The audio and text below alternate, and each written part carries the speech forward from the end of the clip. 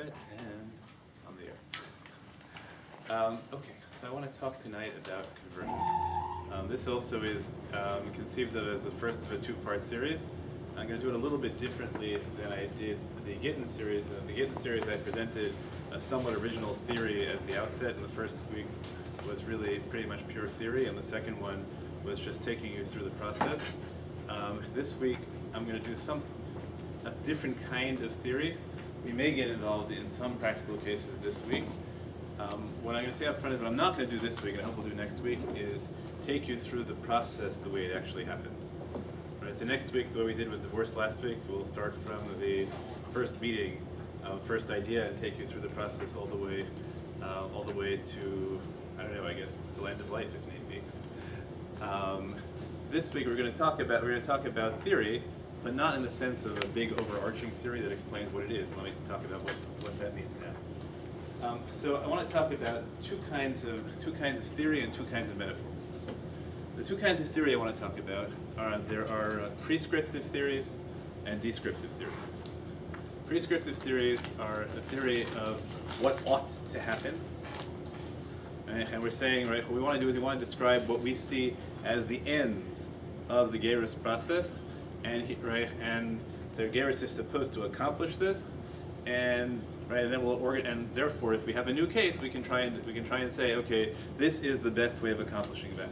And then there are descriptive theories. Descriptive theories just say this is what Gerus is, and looking at the internal data, we can say this is how Gerus functions now, without regard to what it is intended to accomplish. For example, we can say that last week we could have said that a divorce functions as a contract. That doesn't tell us why a divorce ought to function as a contract, or predict, if we have a case where divorce functioning as a contract leads to different results than usual if we're going to have it function the same way. Right? But contract is a useful way of thinking about divorce.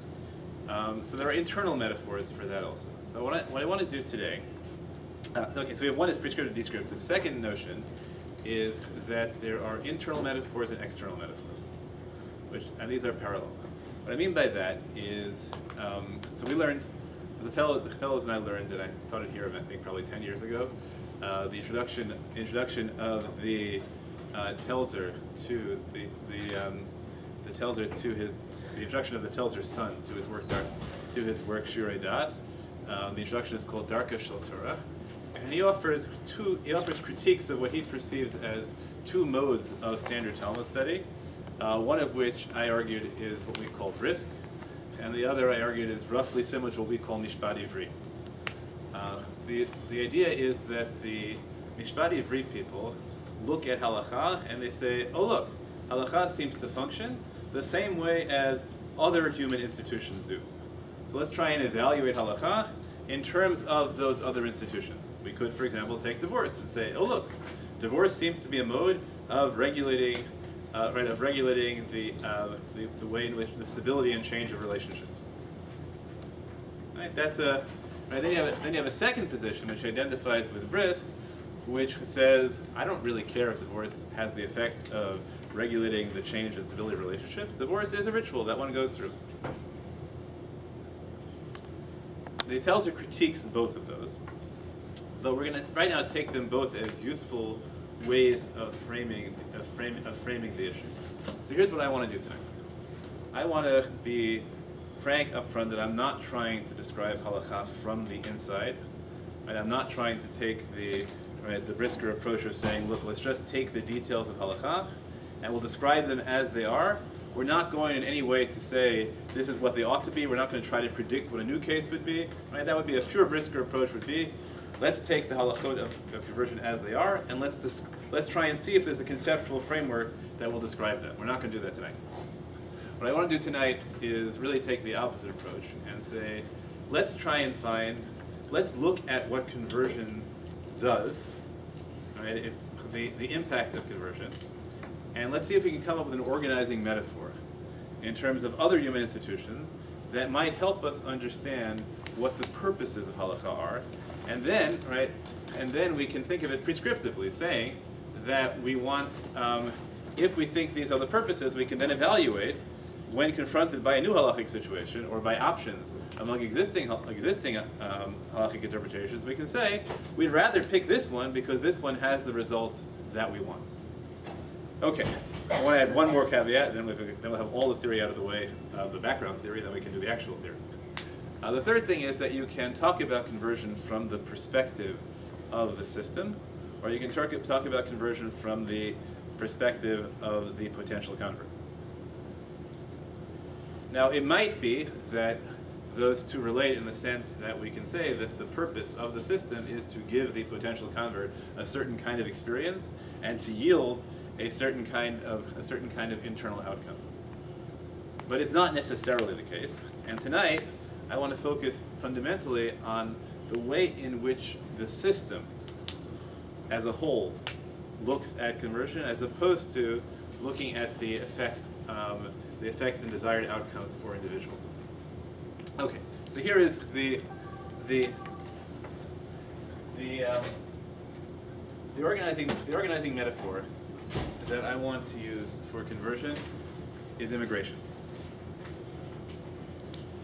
I want to suggest that fundamentally one really useful way for looking at conversion is to say that we have a people, the Jewish people, and there are people not the Jewish people, and there are people not the Jewish people who wish to join the Jewish people, and that raises all the issues, right? That raises all the issues that any group has to have in terms of membership, and specifically, I think the most useful form of membership to think about it, as opposed to club membership or healthcare organization membership.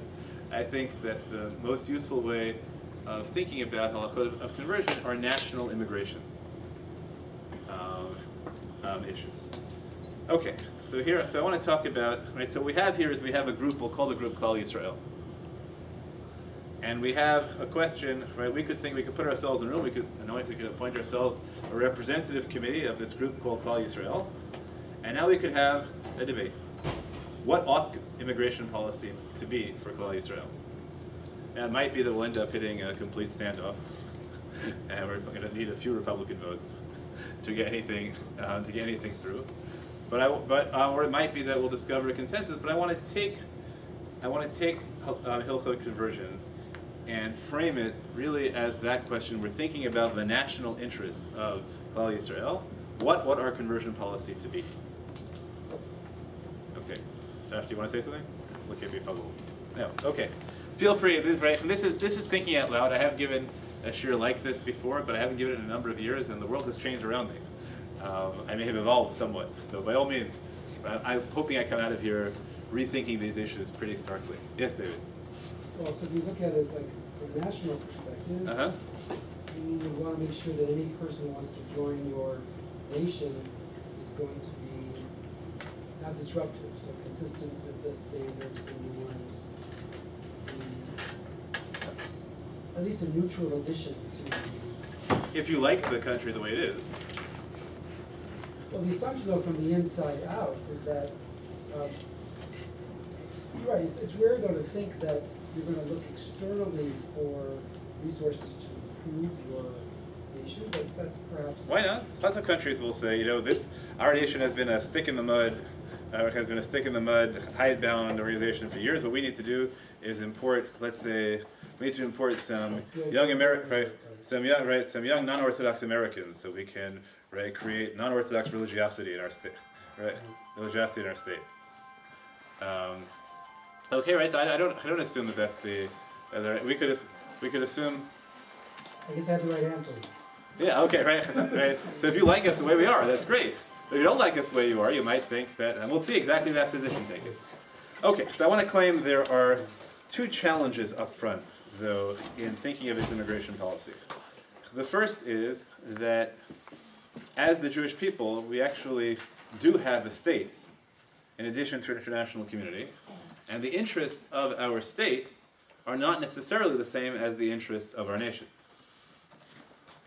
Right, so, on the whole, we talk about France. So France on the whole makes its immigration decisions in terms of the French state, not the French people. But we have a circumstance in which in which conversion is being framed as admission to two different groups. One is the state of Israel, and the other is the Jewish people. And there may very well be conflicting interests. For example, the state of Israel has an interest in demographic outcome in its own population, and that interest may very well mean that it's in the interest of the state of Israel to have many, many people identify as Israeli Jews, even if that does not involve an identification with the Jewish people. Whereas from the perspective of the Jewish people, it might be seen as a very dangerous thing to have people who explicitly identify with part of us and not the rest, not all of us.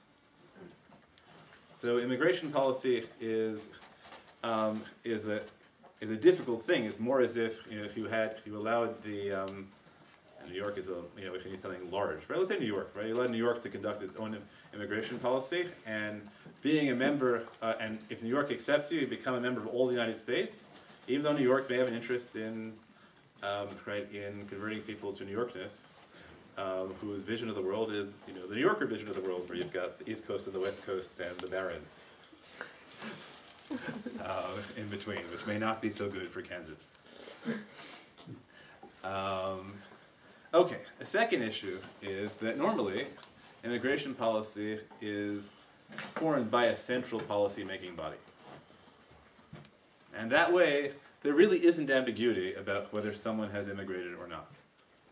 Now, that to some degree is a function of information flow. The borders used to be much more porous. Citizenship used to be able to be acquired much more rapidly.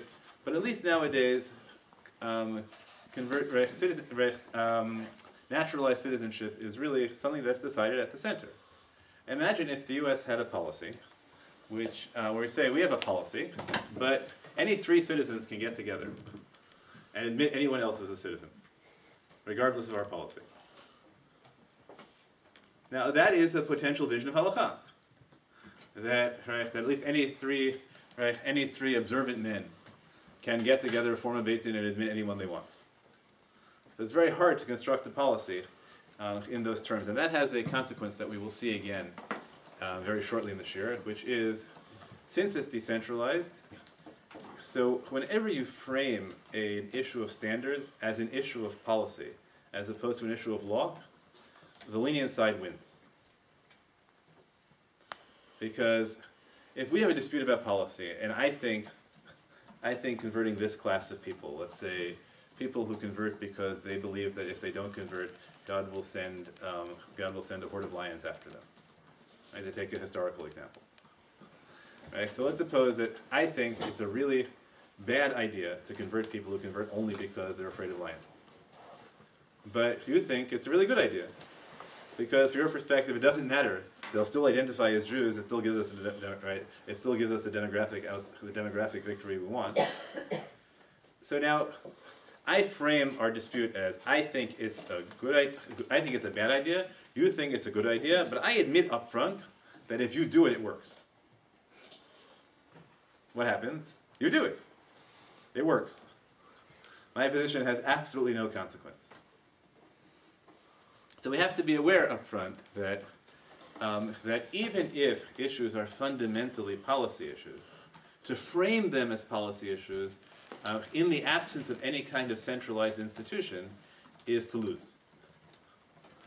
So it becomes necessary to frame all policy issues you really care about as law issues, to avoid losing up front. Okay, what are the advantages of the metaphor? So one is it makes us understand that every decision, no matter who makes it, affects the entire community. So we have to realize that in fact conversion is a decision that is made on behalf of the body politic of Klal Yisrael. It's not a personal relationship between the potential convert and the sponsor or the rabbi. Every decision you make about conversion is a decision that affects the entire community. And it's really useful to understand that, because too often we don't think about the social consequences of yes or no, and the rabbis did. We'll show you the rabbis did. A second issue is that when you study halakha internally, sometimes you can really miss the point of what's happening. So I will give you sort of my parade example that a friend of mine some years ago gave a well, let's say we're talking about the law that on the Shemitah year, all loans between Jews are forgiven. So in yeshiva, you could spend a whole year discussing how you write the document that enables you to collect such loans, and never talk about whether you ought to.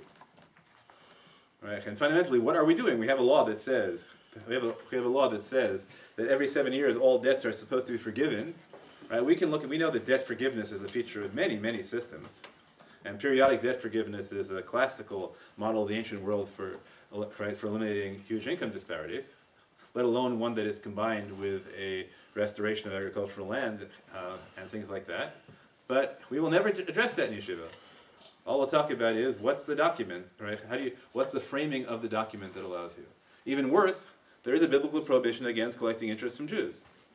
And one of my friends, some years ago, gave a whole shiur which explained about the importance of using this form of the document that enables you to collect interest from other people as opposed to that form. But never addresses the question of, so why does the Torah forbid interest? When ought you to use such a document? When ought you not to use such a document? Is our goal in the long run to make this document universal, to create the context in which every Jew can be confident walking into every bank that that bank has a heter iska on it, so no one ever has to worry about taking interest from other Jews illegally? Right, this is an issue in many areas. Let's suppose that the wildest imperialistic dreams of the OU succeed, and all food is kosher. All food is kosher, right? We'll manage to make sure that all pigs are implanted in cows, and we will paskin that pigs born from cows are actually cows, or we'll stop with this messy organic stuff, and we'll just and all bacon will be grown from cells that somehow are right. Imagine that. Imagine we lived in a world in which all food was kosher.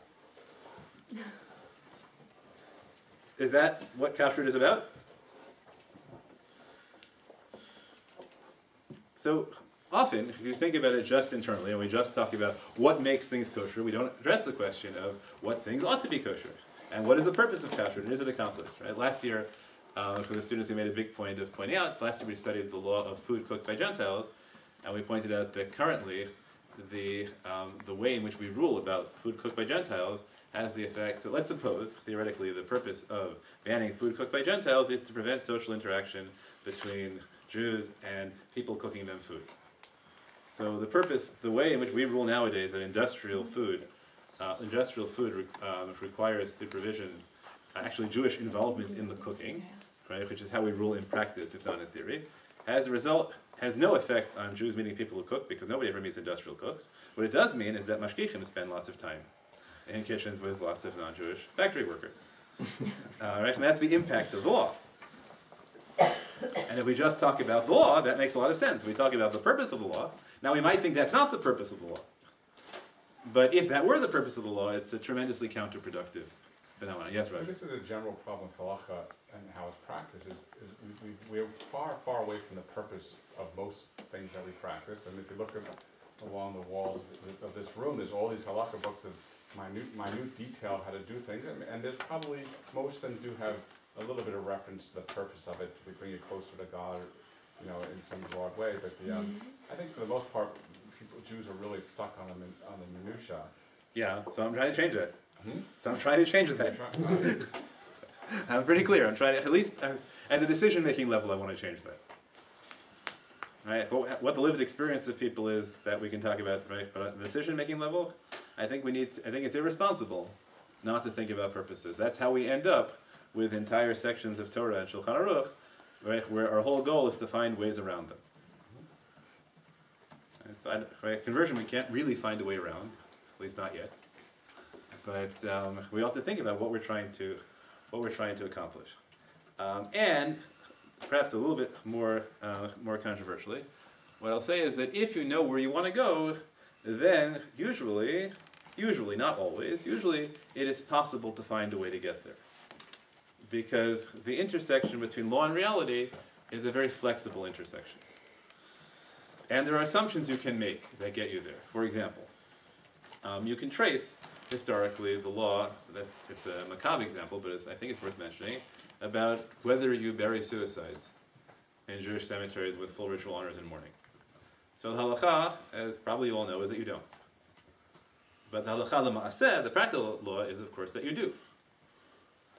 And that has been the case for hundreds of years. How do we do that? So one easy way is we create a presumption of last-second repentance. And obviously, right, if somebody has repented, then there's no reason you shouldn't bury them and mourn them fully. So we just create a presumption of last-second repentance, which is very reasonable. Most people repent at the last minute. And there we go. Right? That law has just not, right? That law has just vanished. Deliberately. Right? And not because, right? And in many, many cases, there are ways in which you can, whether because you're giving in to what you see as force majeure, which I think is what happens in, let's say, the selling Eretz Yisrael for Shemitah, that I think is a surrender to circumstances that everyone recognizes as a terrible thing, as opposed to the heter iska, which allows charging interest, that it might be that some people think that, yeah, you know what, a capitalist system is really a good thing. Whatever this law was supposed to accomplish, it wasn't supposed to prevent the rise of capital. And so we found a way to enable that, right, to happen. Right? I can see that being seen both ways. Yes? So is what you're saying is the process figures out where he wants to go, what he wants to accomplish, and then he goes figures out back so I want to be very careful. how to get there? I want to be very careful. I think I tried to give a very nuanced formulation. So that if you know where you think you ought to go, it is often possible to get there. And you are more likely to get there than if you don't know. I didn't say that everywhere is possible. Right? One of the things you think about as a posek is the harder it is to get there, the more you have to consider the possibility that you shouldn't. Yeah.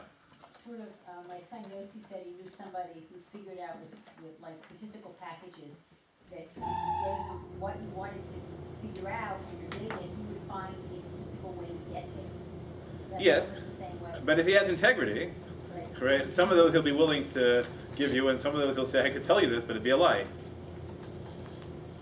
Right? So I think that posek has the same thing. But if you know, right, that that's where you should get, then you are much more likely to find the mechanism, because you have, and we'll talk about this as a category, you have a lot of areas which are discretionary. And you can exercise your discretion both ways. Yes, David? But to be able to look at the purpose behind the rule, whether it's conversion or kashrut, Yeah. requires you to be cognizant of some meta values or some meta purpose. And that should be consistent across all of the laws. You can't simply have one purpose that's applicable to conversion and a whole different framework for kashrut. Because then everything becomes, Well, there are meta purposes you want, right? So I could say, as a Maimonidean, right? All laws are about the perfection of the body or the perfection of the soul, and both the perfection of the body and the perfection of the soul are just way stations to the perfection of the intellect. Right? That's a good Maimonidean perspective, but that's very, very broad. Right? As an American, I might think that immigration policy and foreign aid policy have to fit into some grand conception of the American idea. But it's possible, but I know that I can have allies that cross boundaries, right? People who agree with me about this and disagree with that, so we can have the conversation about immigration policy without binding you to a particular conception of foreign aid. right, but if you're going to look at like the example of kashrut and whether the underlying purpose is to have us be with Gentiles or not, that has to be linked to there needs to be at some point you keep going up an overriding set of principles, because otherwise you're just in the same exercise at each stage of life. Yeah, so, but I think that there are different kinds. Some thinkers are big overarching ideological thinkers, and some thinkers are capable of isolating issues and saying, you know what, I have an intuitive sense this goes together somehow. Right? Not every issue has to be fought at the level of overarching ideology. Right? It's often unwise to fight it at the level of overarching ideology, because then you get real stalemate. Right? So I don't know that I want to talk about conversion as a fundamental issue about whether the purpose of Judaism is the perfection of each human being, or the creation of a society as a whole that accomplishes the ideal. Are we going for the polis, or the virtue? Right. But intuition is just the application of the values that you have internalized. Yes, hopefully, but the conversation doesn't have to take place at that level, right? Hopefully, everybody. But some of us can live with contradictions and say, we don't know. Right? Some of us live with contradictions by calling them dialectics, and some of us live with the contradictions by just saying we live with contradictions. But most of us live at some level or other with contradictions. I like calling them dialectics, and then I quote with it. You say I contradict myself? Very well, I contradict myself. I am a cosmos, I contain multitudes. Right? Okay. Okay, there are many areas where you can see that that halakha happens one way or the other because of the use of discretionary categories, especially when it comes to determining subjective intent. When you decide what people are thinking, the law depends on what people are thinking. What people are thinking is a very hard category. And you have to be thinking that way totally and completely, or do you just have to be thinking that way a little bit? Right? So we have categories we talked about last week where we know that every Jewish person really wants to do what the rabbis tell them. So if the rabbis told you to do something and you do it, you mean it, even if you were saying no up until the point that we beat you senseless repeatedly. And starved you and left you in an unlighted garret at you, right? While blaring rock music at you 24 hours a day. But all we were doing was getting you to be able to express verbally what you really wanted all along. Okay, so that's a broad category. Okay, so what are the? Okay, so I want to frame this by taking a look at the first source, which is probably the most important source in Hilchot Gerut, but I think it has to be qualified, and it may have a very, very counterintuitive result. So the first source says the following. So we know that there is a historical claim in the Talmud, which is that there were two periods of Jewish history in which converts were not accepted. And those two periods are the time of David and the time of Solomon. Now we will have to qualify that those were the two periods when the official policy was we didn't accept conversion, but the Talmud and Maimonides tell us, but nonetheless what happened? Groups of 3 people got up and accepted converts. So we might say it's a record of a failed policy. Not because it didn't actually accomplish it, but nonetheless it's left as a theoretical ideal statement. It sounds like we ought not to have accepted converts during the time of David and Solomon. Yes? Why is there 2 periods?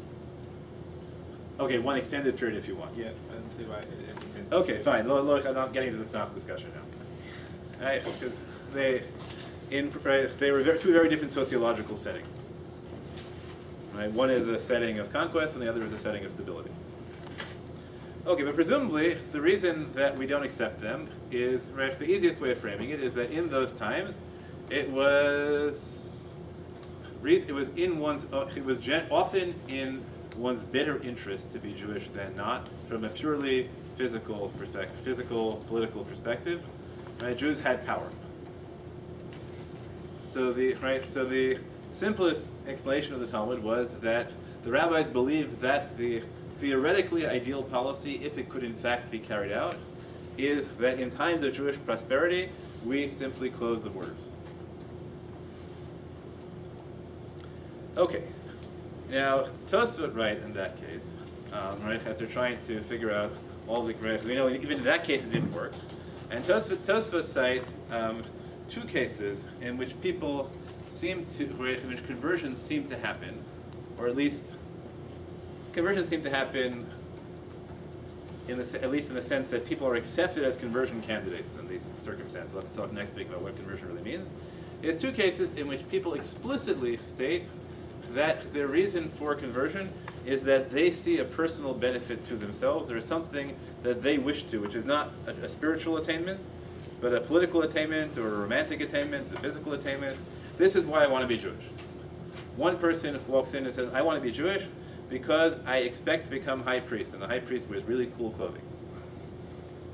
And that's what inspires him, is he hears the Torah reading of all the garments of the high priest, and he says, that's me. Okay, now you laugh and say, but no, the people bought the high priesthood in the Second Temple, we know that. So why shouldn't a rich person be able to convert on the impression that he wants to be high priest? Second is a former prostitute who shows up and says, I'll convert, but I want to marry that student. Right, so you couldn't ask for a more explicit statement of marriage. And both of those are converted. In the first case, Tosfot says, but he knew it would end up good. He knew it would end up well. He knew that he started off being the Kohen, wanting to be Kohen Gadol, but eventually he would educate him and he would do it for the right reason. Yes? Who is he? Hillel. Hillel and the convert. Again, we're bracketing at what stage of the process. The Beit Yosef comes up with one line that reverberates historically throughout this. He says, from these stories, Mikan, Yesh Lilmod, it is possible, plausible, compelling to learn. The Hakol Lefi Re'ot Inei Beit Din. The question of a convert's motivation is a wholly right? Under what circumstances you ought to or can accept the convert, and that's the question, right? Question I'll talk about, ought to or can. But let's assume right now that ought to and can are the same thing. We'll bracket the issue of the other people. That is a wholly discretionary category. Okay, what does that mean in convert, right? What happens when you set up halakha with a wholly discretionary category? What do you get? What do you think you get? A lot of few people who see the law a certain way and do it having giant impact, disproportionate impact. Okay, so one model is a few people.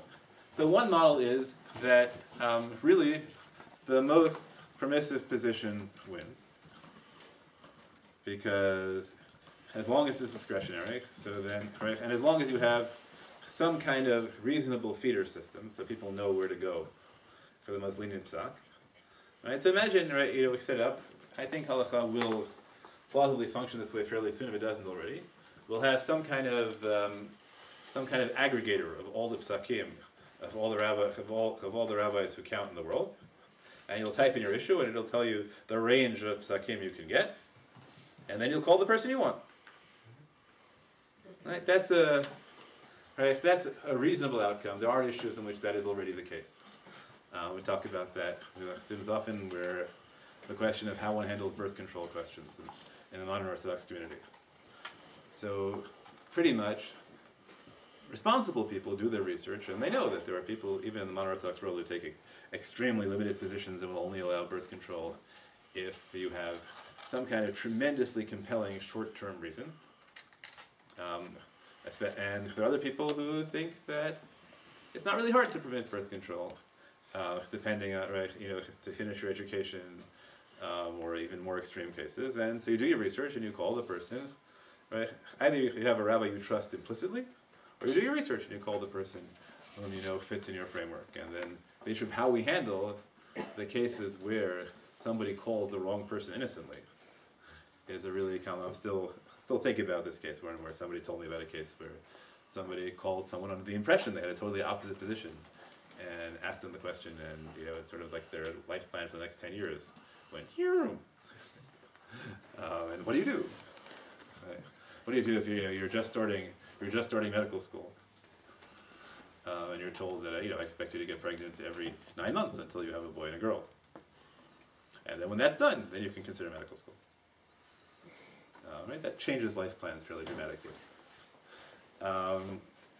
Okay, so one model is that. But there is a consequence which I think is often not realized about discretionary categories. Which is, again, I don't, that, like everyone else, I don't really like losing. And there is going to be a boundary, right, at which I will think you have abused your discretion. Right? Every discretionary category is going to have something called abuse of discretion. Let's say, for example, I think most of us would say that if you say, why did you convert? Right? Why did you convert this person? Even though you could, right? Even though at the time you converted them, they were holding a cheeseburger. in front of you, which they had just cooked on Shabbat. And he said, well, it's pretty straightforward. He or she gave me $50,000. I thought $50,000, I can do a lot of good with $50,000. How much damage are they going to do anyway? It's worth converting people for $50,000. Most of us think that's probably an abuse of discretion. But if the halachic standard is hakol lefi ra'ot einei Beit Din, everything goes by the perspective of the Beit Din, so what can I do to frame that? I don't have any rules I can rely on. Yes? Well, can't you use your own discretion and be like, you don't count for me? Uh-huh. So then we have a discretionary category, which instead of Yehuda's thing, where some people have disproportionate impact, we have total chaos. Right? Because if we say the discretionary category doesn't mean that I have to recognize your discretion. Discretionary category means that each of us can look at the same reality and reach different conclusions and rule accordingly. Right? That's a second possibility, that a discretionary standard leads to complete chaos. Right? Let's suppose we took that thing about kashrut. Right? Let's suppose, what food is kosher? Well, right, what degree of supervision do you need to make? Do you need to consider food kosher? Well, whatever you think. How do we keep a kosher kitchen for a community? Okay, yes. Aren't there certain things that would make the Beit Din not a kosher Beit Din? Ah, very good. So what we do is, what we will say, right, so really, there are going to be four models. One model, which Yehuda suggests, is that the most liberal position wins. Okay, that's one model. Second model is, right, which is what Adina talks about, is complete chaos. Which we can live with in some things, right? Something that doesn't really, right, it doesn't really matter what everyone can live their own subjective lives. Do we really care about whether you're using an estrog I think is kosher and I'm using an estrog you think that using is possible? We can all live with our own estrog and it's fine. How many bumps does an estrog need? How many dirt spot specs? We could live with a subjective standard, right? What shape does an estrog have to be? A shape that's kind of estrogy. A third model is the exact opposite of Yehuda's model, which is because we recognize the need to keep a kosher kitchen. So we'll say, there are a lot of possible models in kashrut. We're going to keep the strictest one, because that's the only way we can function collectively. And we can set up a conversion model that way also, where we say the primary interest in conversion is to make sure that all converts are accepted by everybody, and therefore we will all agree to have the highest possible discretionary standard. Yes, to Brahmacha. I don't think that would always work though, because some people won't accept them precisely because you use a higher standard. Because they think you're immoral for requiring okay. So you might have a cat. What generally happens is total anarchy, followed by focusing into smaller groups, and then the most popular position wins out. Most popular? Yeah, I don't know. most popular among the people, because it's... No, then eventually the lenient position, right? Someone comes in with a more lenient position and tries it again. I think you'll have a constant dynamic that way. You'll have the people arguing for what Hills is called the frummest common denominator, right? And you'll have people arguing that since it's discretionary, I can do whatever I want and you have to accept it. You'll have people saying, what's the problem if we don't all accept each other? And the fourth model, this is the one I want to talk about most, the fourth model is you end up with vicious personal wars. Now, why is that? Because if we accept that there is no standard, so the only way I can avoid losing, if you use your discretion in ways that I think are abusive, but I cannot formulate the way in which they're abusive, because I don't want to limit my own discretion, is by saying, as you suggested, by the fact that you use your discretion that way, that demonstrates that you are an invalid user of discretion. And so with a discretionary standard, the only way to argue with somebody is to completely invalidate them. Because otherwise they have discretion. Yes, Roger? I'm trying to understand what the phrase yesh lil mode. Does that mean one could read it this way? Or No, it means one does read it means that it's legitimate. It's legitimate. It's legitimate. There is a possibility. There is legitimately to learn from here. So the fourth possibility is you end up with a circumstance in which people feel the need to argue because the issue matters so much, but the only mode you have left them to argue is personal. And that, I think, is probably a truer description of what has happened in the case of conversion, where you're left with a circumstance where people who really feel that you ought not to convert these people, but concede that there is a discretionary category, the only model they have is to say that you are invalid. Right? And that was the extreme version that Rabbi Sherman and the Israeli Supreme Court took, where where he just went and tried to invalidate every convert that a particular rabbi had been involved with by declaring that that rabbi was now an invalid judge. And I think that it has to be acknowledged up front that this is really one of the more likely outcomes of a discretionary standard in the absence of trust. Right? When you have trust, then a discretionary standard yields great flexibility. But when you don't start with trust, discretionary standards lead to war. And we have to think about, right, when we construct a halakha conversion policy, we have to think about, right, what are we willing to do to avoid that? Right, we don't have, right, so, right, if we want to leave the standard at complete discretion, how do we tell people who are more strict than us, well, tough, you lose. Right, if we just tell them that, right, their reaction is going to be, no, you don't count. So how do you construct a dialogue which doesn't compel you to just give in to the stricter position because otherwise they will invalidate you? And also doesn't leave yourself vulnerable, whoever comes up to your left wing. Or your right, whoever you think has median standards. We have models in halakha for addressing these kinds of issues, but it's not easy. Yes? How Really? is the fact that we also have a conservative and reformist? Sure, we have largely dealt with the reform and conservative movement by invalidating them. And saying, Rech, you don't count, Rech, you don't count. It doesn't matter whether had an Orthodox rabbi used their discretion the same way you did, we would have happily converted them. Right? That's fundamentally the way we have addressed, right? We have addressed that issue. And this is really a lot of the dialogue between Orthodoxy and the more halachic aspects of conservative Judaism are often about that, where the conservative side will argue on many issues. This is fundamentally a discretionary category in way X or Y. Either here it's explicitly discretionary, or there are many positions in the tradition, we are picking one, and you have the right to rely on minority positions, in pressured circumstances, and this is a pressured circumstance.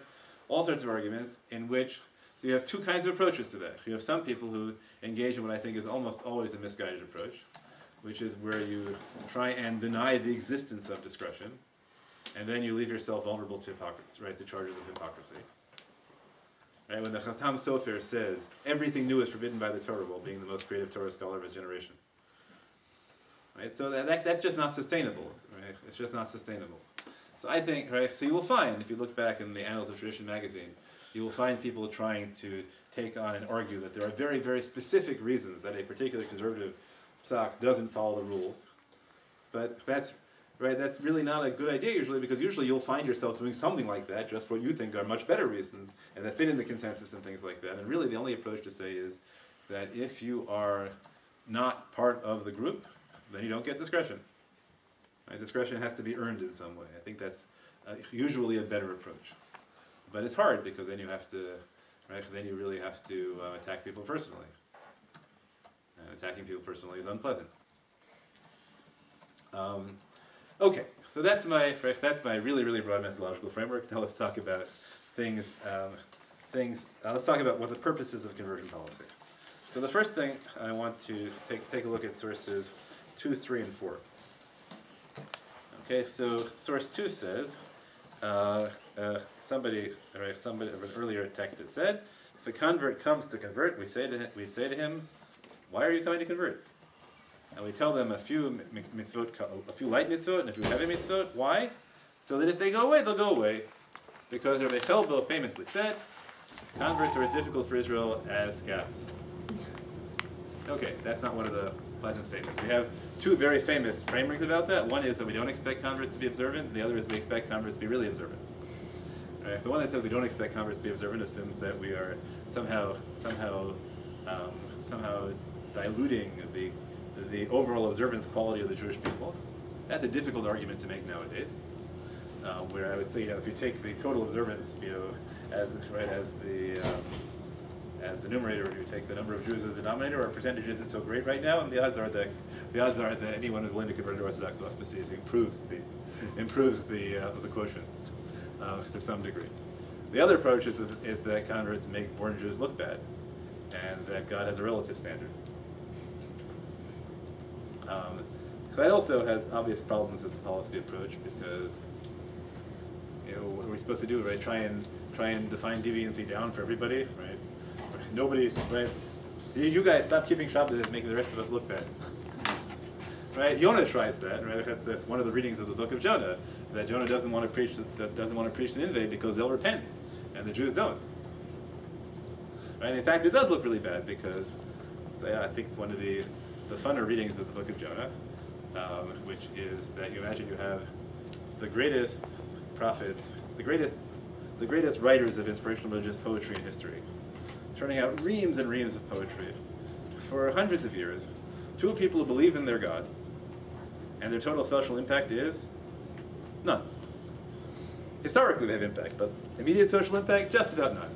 Then, different culture, somebody believing in that same God, which is not the God of those people, shows up in Times Square, smelling like he just got spat out of a fish, and he holds a big sign that says, "Repent, for the end is nigh." And the king gets off his throne, they put sackcloth on the animals. It makes us look really bad. Right? We're listening to Isaiah and Jeremiah and Ezekiel for 150 years, and it has no impact on us. And right, and they get totally changed by the sign, "Repent, for the end is nigh." We look bad. But does that mean we shouldn't, right? If you read the book that way, the message seems to be, you know what? Every human being has a right to be as good as they can be, and if it makes you look bad by comparison, tough, improve. So it's not a great argument. Nonetheless, that phrase, right? That phrase is beloved of people who conceive of the role of any formal Orthodox conversion authority as being the Immigration Naturalization Service. Immigration, right? The INS is not there to welcome people into citizenship. Right? Really, right? It's certainly not the Border Patrol. Right? Many think they're in the INS, they're the Border Patrol. Right? So some people think that's what the role, right? That's what the role of the Orthodox rabbinate is, or the role of the rabbinate. The role is to patrol the borders and keep people from sneaking into Judaism without our seeing. Because really, we think immigration policy is a bad policy. Right? We're just trying to exclude undesirables, right? It might be that we have quotas and we'll accept a certain number of converts from Scandinavia because we think that adds well to our gene pool, right? But we're not, right? But we're not. So we think we have enough white Russians. Right? The gene pool's already overwhelmed with that, right? So our overall genetic interest as Jewish people is we want to cut down Tay-Sachs, but maybe we could use more. Right, we could use more sickle cell anemia to prevent malaria. Right, we could frame it that way. Right, so if the alternative model is source number 3, the Gemara Psachim, which says, "Amar Rav Elazar, v'higla Kadosh Baruch Hu et Yisrael levein ha'umot, ela kadei she'yitvasu alehem gerim." The whole reason of exile is converts. Because we need people from outside to reinvigorate us.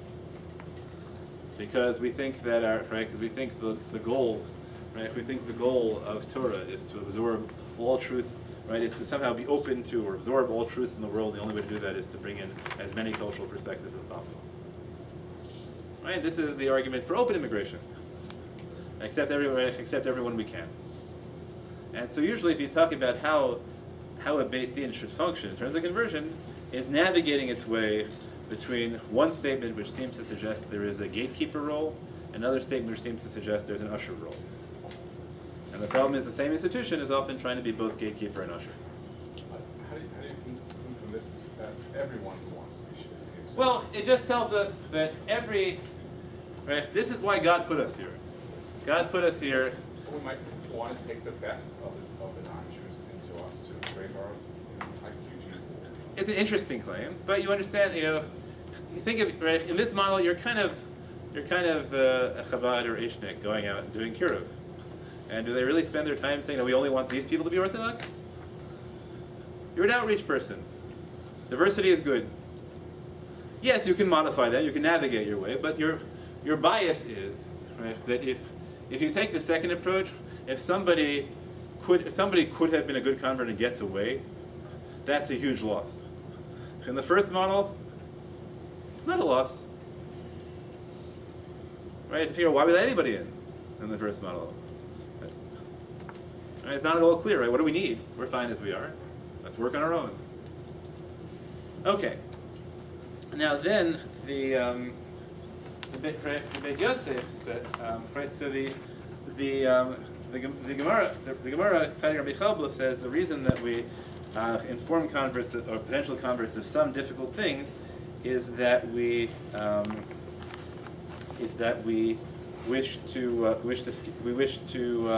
give people the opportunity to leave because we don't really want converts. But Beit Yosef says the second thing. It's not because we don't really want converts. It's because we want to make sure that actual converts never have second thoughts. So you try and give them the hard stuff up front. Now that is a totally different framework, because that doesn't talk about the national interest at all. All of a sudden we're talking about the interest of the individual. It's not fair to put someone into a circumstance where they didn't know what they were getting into. Right. Yes, Dave? That's an interesting construct, as you're talking about it, right? Natural born Jews come from obviously wide variety of perspectives. Yeah. And no one questions if you're born Jewish, no matter how you're older. There's an interesting criteria to say we don't care if you're spiritual, not spiritual, observant, not observant. What we really care about is if you're going to join this club, you stay in the club. We can't have you leave the club once you're in. I don't know if we can't have you leave. Or we might not, if you're talking about interest of have you leave, it might just be we don't think it's fair.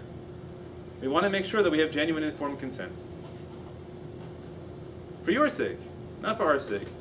Come, leave, right? It doesn't matter. We're not talking about how God keeps score ultimately. We just think it's not fair to make someone, to do something irrevocable to somebody if they don't know what they're getting into. And then we'll have to talk about how we balance that. Next week we'll talk about how we balance that with one model of the conversion process is it's a recreation of Sinai, and the great moment of Sinai is when we say that we accept everything even though we don't know what we're getting into. Right? So you have to figure out how you model comparing the Beit Yosef, who says you have to make sure they know what they're getting into, with the possibility that right, if we're doing internal metaphors, that the whole purpose of the conversion experience is to recreate a leap of faith.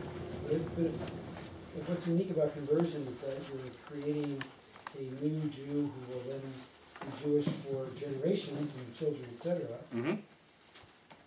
If you're born Jewish and you're, quote, a lapsed Jew in terms of whatever criteria we use for that doesn't matter, you're still Jewish. Right. So, you're still Jewish if you convert the other way also. Just a born Jew, for some reason we don't care about consent.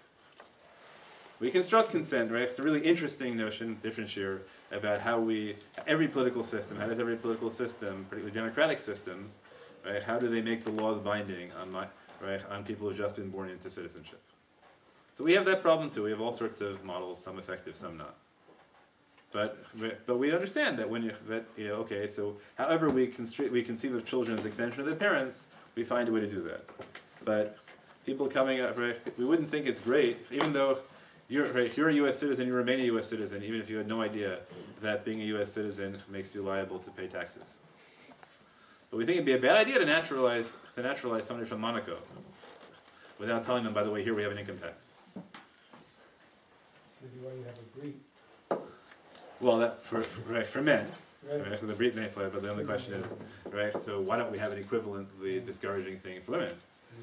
Right. In fact, right, conversion by uncircumcised men is a much, my experience, Beit Din's experience, a much lower percentage of uncircumcised men come for conversion than previously circumcised men or women. It's an effective deterrent. Okay, one thing we're trying to accomplish in immigration policy is you want to add useful manpower and you want to exclude undesirables. And so we can think about halakhic conversion policy as saying who are the people we want to add and who are the people we don't want to add.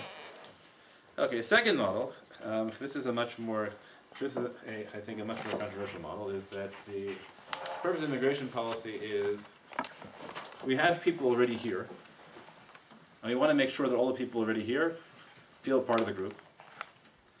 And B, we might want to stabilize we might want to make sure that those people already here, that we want to make sure there's a group of people who are always going to be here and are never really going to be equal, so we can exploit them. All right, now that's the effect, not necessarily the purpose, but the effect of U.S. immigration policy. Right, where we let lots of people in, but we make sure that the way that we construct the policy in such a way that I remember a flippy thing for me when I was involved a couple of years ago in one of the strikes against a New York kosher food producer, and I thought that the food producer was being deliberately evil in the following way.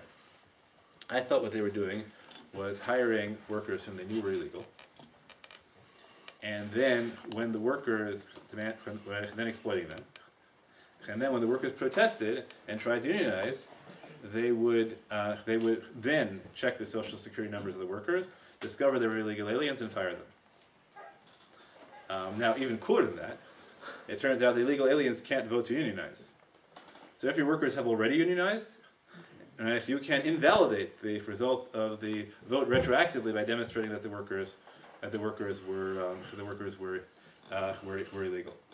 I thought this was a utterly unjustifiable evil plan, which it is, but not quite as much as I thought. Because it turns out that in New York City, it is illegal to check the documentation of a worker who presents, New York State I believe, it is illegal to check when you hire somebody whether their social security number is valid. Because we don't want people, otherwise we're afraid that people will racially profile Hispanics. So it turned out that the employer said to me, right, legitimately, that it was illegal for him to check whether the workers were legal or not, until he fired them. When you fire them, it's legal. Now it turns out that when you fire illegal workers, not only can't they unionize, they also cannot sue you for overtime. So there we have an immigration policy. The whole purpose of it is to ensure that you can hire people whom you can then exploit without consequences. Now, that's not, I think, a very moral immigration policy. Yes, Ron? I get in trouble that you're comparing the Jewish approach to the U.S. approach. The U.S. has some interests. We want to have certain number of people with certain college degrees or certain skills. I would think conversion to be Jewish should be more of a personal thing. Well, I'm telling you, next week we'll talk all about, from the perspective of the convert, what do we want. But now I'm explicitly framing it. And when we talk about what we're trying to frame, I'm explicitly framing it as a policy issue, a national policy issue. I guess I don't know of a national organization of Jews who sit around and think, who should we be accepting, who should we be encouraging, should we be putting out? We'll call it the Rabbanut. We'll call it the Rabbanut. Do they actually go out and they say, oh, gee, we have in this neighborhood, we have too many, people. Too many non-Jews in the state of Israel. Right? And so the religious Zionist parties say we need to convert the Russians. Yeah. Right, but I guess, but you're framing it as a part, I guess, of looking for people to convert. I mean, there certainly is prejudice against the Ethiopians in Israel. So the Ethiopians is a whole challenge, right? To how you deal with the Ethiopians and the Beit Din, right? These are all policy considerations. They're also, right? The policy considerations don't exclude considering the individuals, but fundamentally, a lot of the arguments are because a lot of people involved in these discussions aren't religious, and they're not interested in that. They're fundamentally talking about immigration policy of the state. Right? That's a big issue. I want to make a point because the immigration model here is provocative, but I want to point out that to say what's the analogy to bringing in illegal alien workers and exploiting them and then kicking them out. So I want to talk, what would be a model of a policy where we have no effective border control, but we make sure that the people who sneak across our borders never become citizens. So honestly, this is what's called having a Jewish community where socially non-Orthodox converts are absolutely part of the community. We expect them to support Israel. We expect them to support day schools.